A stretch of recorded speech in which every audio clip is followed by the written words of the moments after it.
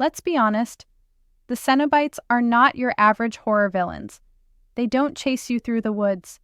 They don't hide under your bed. They invite you to them, with promises of sensation beyond limits.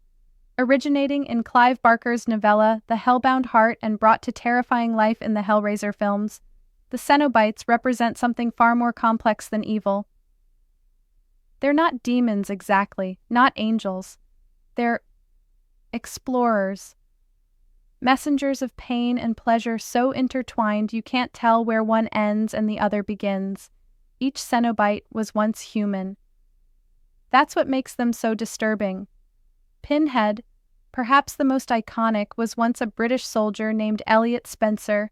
Disillusioned after World War I, he sought transcendence and found Leviathan. This isn't just body horror. It's existential horror. The Cenobites punish not sin, but desire. They appear when someone opens the lament configuration, a puzzle box that's less a key and more an invitation. And that's the twisted brilliance.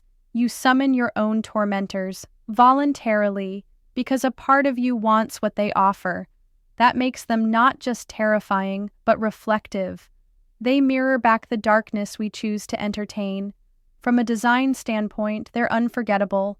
Pale skin, surgically precise mutilations, fetish-inspired leather, visuals that evoke both sacred ritual and grotesque art. They're horrifying, yes, but ritualized, holy in their own twisted theology. And through Pinhead's poetic speech and cold elegance, we're left asking, are they monsters or missionaries? The Cenobites endure because they terrify on more than just a physical level.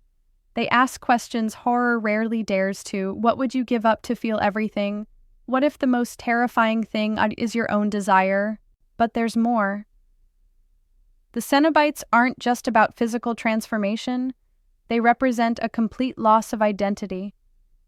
When someone is taken, their name, their past, their morality, all of it is stripped away. In its place is function, purpose, the surgeon, the auditor, the chatterer. Each name is a role, not a person. This dehumanization is what makes them so chilling, because unlike vampires or werewolves or zombies, the Cenobites don't kill you, they convert you.